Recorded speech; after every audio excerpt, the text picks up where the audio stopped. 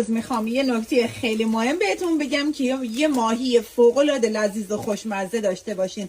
این پست رو لایک کن، شیر کن، کامنت بذار و همراه من باش برای داشتن یه ماهی فوق‌العاده لذیذ و خوشمزه.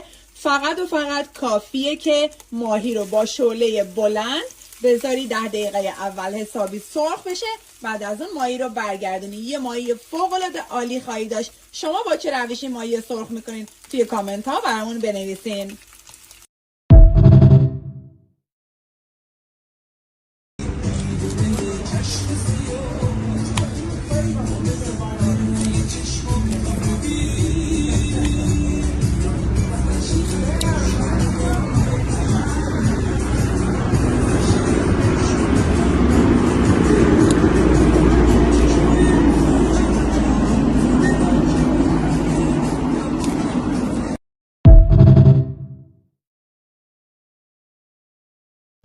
دو سه تا نکته بهت میگم اگه انجامش بدی خوشمزه ترین و آبدارترین و خوشبافترین ماهی عمرت خواهی خورد.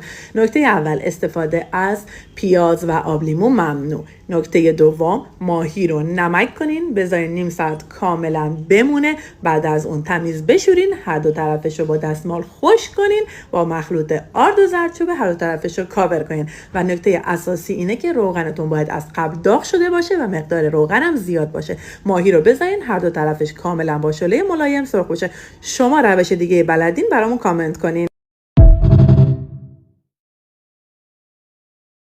میدونستین 99% آدما مزه اصلی برنج رو هنوز نچشیدن؟ از چند ساعت قبل برنج رو با نمک فراوان خیس کنید، به آب در حال جوش اضافهش کنید، کف روش رو بگیرین و نکته اصلی همینجاست. 3-4 حبه قند به برنج در حال جوش اضافه کنید، هم سفیدتر میشه، هم مزهش 1000 برابر میشه و خیلی خوش عطر میشه. زمانی که برنج سبک شد آب کشش کنید، بریزین داخل قابلمون. نکته بعدی اینجاست، آب و روغن رو بریزین داخل یه ظرفی، اجازه بدین که جوش بیاد.